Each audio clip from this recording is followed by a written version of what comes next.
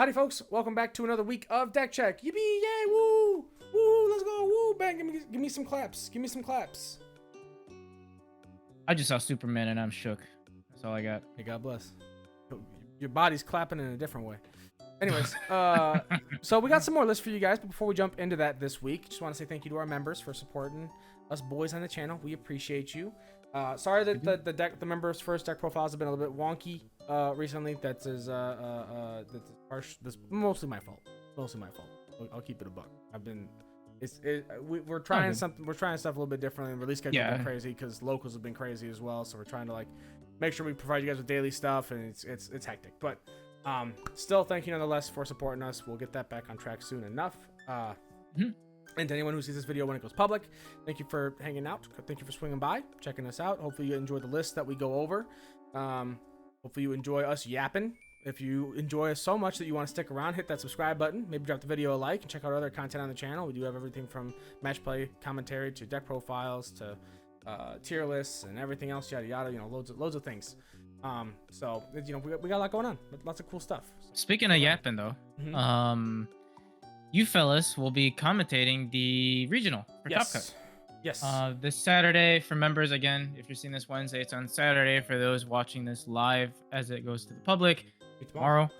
So if you are interested in checking out a full day of Digimon and listening to TJ and Rio yap about the matches that are going on and whatnot, tune in. It'll be on Top Cut's Twitch, which we will link in the video description below. If you're looking for it, hit us up on Discord too. We'll be sure to point you or make a post for it there so you can find the stream and enjoy a whole day of handsome fellas talking about our favorite card game. Yep, exactly. So swing through. Again, it'll be at twitch.tv/topcutevents, I believe is what their official. Yeah, I think so. But yeah, so that'll be the fun thing happening there. And let's go ahead and jump into the list now. So kicking things off, I know what you're thinking. You probably saw the top of this was just like, oh, it's another Megidra list. But then you maybe looked a little bit closer, and perhaps you began to see seesaw. She saw seesaws by the seashore. I see it with my eyes. A little bit of Guil machine list. So this one list was run by I'm gonna say Cheerio is what I'm guessing. This is how you're supposed to pronounce it. Or Jirio, over in Thailand. I got top 16 at a DC1 Grand Prix. Went 6-1, which is pretty good. That's pretty sick. And this is, it's Guil Machine. So basically the idea of this list, and I think actually I totally forgot that I talked with Anthony about, Anthony talked to me about this. I think he did. I think he mentioned it to me, but I just spaced on it when he did. That or I wasn't there when he was talking about it with somebody else, but it was probably me because I've been yapping with him, and I'm just an airhead. But basically the idea is that you use the Guil and Growl like Megidra, like low end of the engine for memory gain and trash cycle and just like early like chip and aggression to just sort of set up to be able to go ahead and do machines efficiently. And you have a really cool tech piece, and using the BT19 Chimeramon, who basically on Player on Evo can delete one of your Digimon to delete one of your opponent's level 3, level 4, and level 5. And then on deletion, when you delete one of your level 4 or lower purple or red Digimon, you may play a Machine-Guil from your trash without paying the cost. So the general idea with this kind of list here, because I'm not going to spend too much time going over the actual individual cards. There's a lot of cards that you've seen before outside of maybe some of the new machine pieces and stuff like that, but I've talked about those plenty in previous videos and everywhere else. But the general idea is you basically make a stack with Growl X, with Growl X's effect live, to get the on deletion to play a Guilmon and name from trash without paying the cost. You then will go into Chimera. You'll delete yourself. You'll go ahead and do sort of a mini board wipe in a way on your opponent, right? And then you'll be able to use Growl X's Inherit or the on deletion effect to spit out a Digimon. So you'll be able to spit out a Guilmon there. Do whatever Guil plays, right? So you might like play out this Guilmon from 21 and be able to trash a card with Guil, Growler, Gallon, or Megidra name or the hero trait and draw 2. You can spit out a Guil X, get some search possibly if you want it. Or just spit out this little memory packet here and the old BT5 Guilmon, who I still love this art, by the way, so it's really cool to see this card again. It's super neat. But you spit out just one of your Guilmon, and then you can use the on deletion of Chimeramon to do the deleting one of your level 4 or lower purple or red Digimon. So you can basically just sequence things in a way to set up his effect, to to just play out a free machine from trash. And when you do so, you'll probably, you'll go into Chimera for 4 when you Evo. So you'll probably pass turn with it. But then if you play out the EX1 machine and you have his on-play effect live, you'll gain a memory for each card placed. So you can very easily gain all that memory back and possibly +1. You can maybe balance it out, make it cost less, etc. Depending on where you're at memory-wise, it might just be better to play out the old EX9 machine and then, use the assembly effect to play some cards. So you have a lot of different options in terms of what you can do. And then after you get that set up, you basically just got out a free machine, possibly plussed on some memory, and you're ready to just kind of like start going with more aggression, because you'll probably also play one of the heavy attack of the heavy mobile, one of the attack heavy mobiles before you do this, so that way you can kind of set up for machine to have rush when it hits the board. But yeah, so just like, it's a really neat tech. I think it's very creative. I am still in the camp that this engine needs to be touched. I'm worried about what it can do to the game as we get more and more generically powerful red and purple cards that don't mind deleting themselves to proc certain effects. So just something that I think needs to be addressed, probably, right? I admittedly, we had the same thought about the Cerberus engine for a while, and that's kind of fallen off, but I think that this is much more volatile. I think this is a bit more scary. Oh, the memory system, how you have been abused. Yeah, very true. But otherwise, pretty typical cards. Analog Youth to set up trash, and you'll gain memory when your Chimera pops, so just make sure it plays more memory efficient, as well as hatching eggs to continue aggression. Analog Man, just memory setter. You can gain memory as well when you play out any of your Machine Dramons, or if you play out one of your level 5 cyborgs to just have to do some immediate removal on something. Makes you more memory efficient. Garnet Memory Boost helps with memory as well. Calling just helps you net certain cards back from trash if you're missing them, because we are running a bit of a slimmer low end here, right? We're only running 9 Guilmons and then 8 Growlmons, so you have a pretty solid chance of just bricking potentially. GGmon does help with this as well, though. You'll be able to grab back Growls from trash, which just helps you recycle your regular level 4 Growls or your Growl X's. That's cool. I think it's neat. I thought it was a fun idea. This is something I might actually mess around with. I know a lot of people seem to be on purple base machine right now. That seems to be the one that's most popular. We haven't seen any DM machine results yet, but I don't know if that's because it's doing poorly or people aren't playing it. But I'm still gonna mess around with my DM machine to see if I can make it work. So anyways, that's the list. That's all I got there. Go ahead and we'll jump into the next one here. Sure. Next list is Omni Alter-S, sort of a more traditional build run by Fuji over in JP. Got first place at a shop event. Looks like they went 10.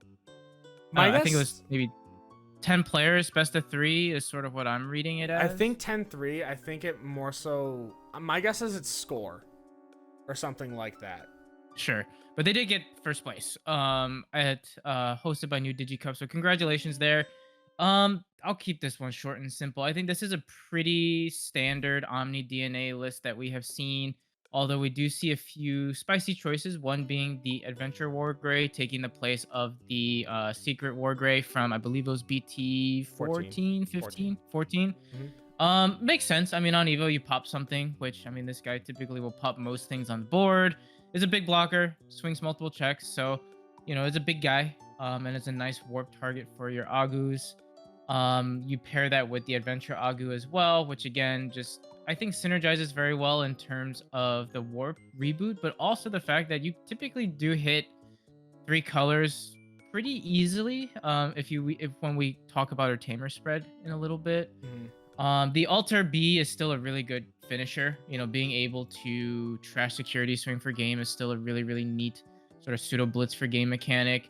The new Omni Alter-S from EX9, again, is just a really good card for this archetype. Being able to warp, do your damage, end of attack, recover 1, pop the bodies out again, and do kind of loop shenanigans in that way is really, really nasty. And just helps you get a lot more aggression out of your pieces.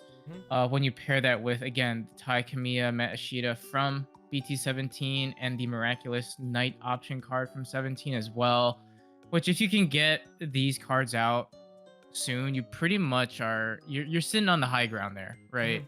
As you can probably confirm as someone who's run Omni DNA a lot against me. you have Miraculous on board and you put out any level 6 for your DNA and you have it ready in hand, you just like, it's basically like, it's going to happen, right? Like if they swing, Yeah. you have ace play ready.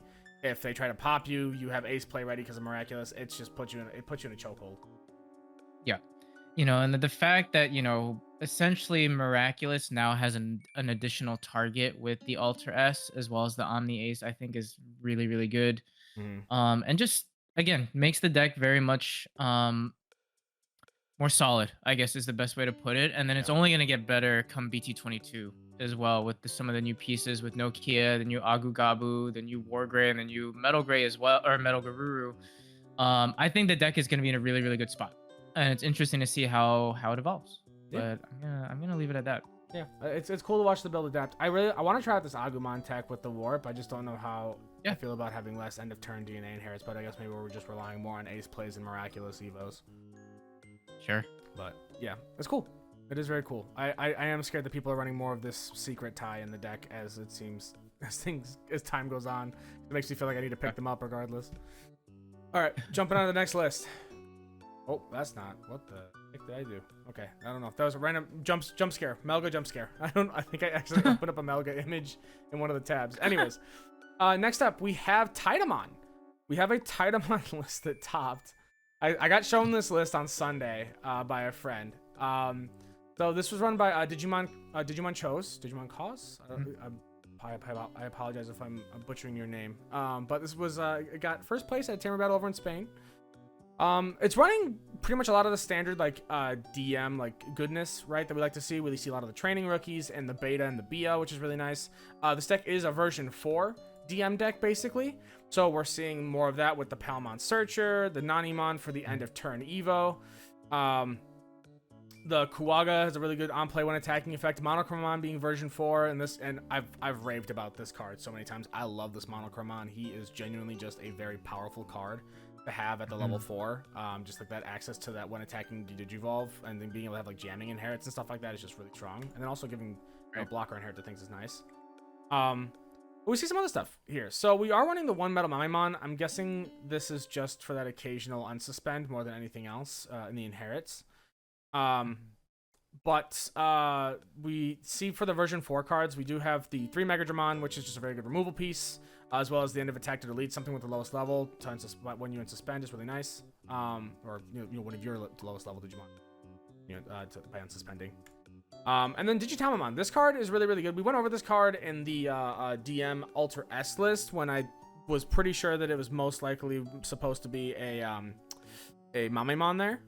But this one is for sure Digitama. It fits with the archetype very well because it has on Evo and on attacking once per turn. You can trash your bottom face down card to play a play cost 4 or lower DM trade card from your trash without paying the cost. This card's very solid in the fact that it allows you to just wideboard pretty effectively. You can Evo into it for a reduced cost thanks to its effect for whenever your version 4 to Digimon would Digivolve into this card. For each of their face down Digivolution cards, you can reduce the cost by 1. It has Scapegoat, which is really, really nice as well for giving you that little bit of protection. And the Alliance Inherit can actually be really important. And then for top end, we kind of see just sort of a mixed bag of goodness here. So we have one copy of Piedmon Ace, which I think Piedmon Ace is still a decent card. I think his biggest sin is that he's part of NSO. And any other deck outside of NSO just doesn't really have the room or reason to run him compared to like things like Darktra Ace now and stuff.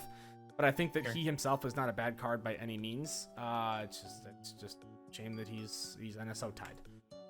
Because NSO just it's cool, but not great. One Medieval Gallant, which tech choice makes sense, and then we're running 4 of the Titamon Ace, and like I'm gonna try and be unbiased here and what they've done to my lad. If this deck topped, Godspeed. I would love to know the matchups for what happened. If Digimon Chos, if you watch this video, please tell me your matchups. I want to know. I need to know. Confirm to me. Give me some reason to hope. Give me a reason to feel again. I love this card art. This art goes so incredibly hard. So Titamon Ace has Scapegoat, which is pretty nice. He has on play and on Evo. You can play level 4 lower DM trait Digimon card from your trash without paying the cost. And then all turns, all every version 4 trait Digimon gain blocker and retail, which is pretty good. So you can spit out things like Monochrome and Kuwaga, who will on play either lock something down or de-digivolve it. And then you will give them blocker and retail as well, which can be pretty nice. Um, the biggest issue is that there's just so many different forms of removal and de-digivolve and DP reduction and stuff like that that I just don't think Scapegoat is like the most reliable protection. It can definitely come up, but it definitely can be very easily circumvented as well. Yeah. But I do think it's a really cool card. Something that makes sense is running the Valder arm here. I'm not too surprised by this. You do have the occasional times where you'll be able to DNA when you have Pied Ace and Titamon Ace on the board. But he's also just, I mean, he's a strong card. You don't have to DNA Digivolve to get all the effects for it. It'll typically be a 4-cost Evo over any of your level 6s here, because you'll gain a memory when you suspend something. And then, you know, you floodgate things by stopping on-play effects, and nothing can unsuspend, which is pretty solid. Right. So, makes sense for the list there. And then, of course, we just have a lot of analog youths going on. We have the old EX1 to set up trash and be able to gain memory when we do lose our stacks.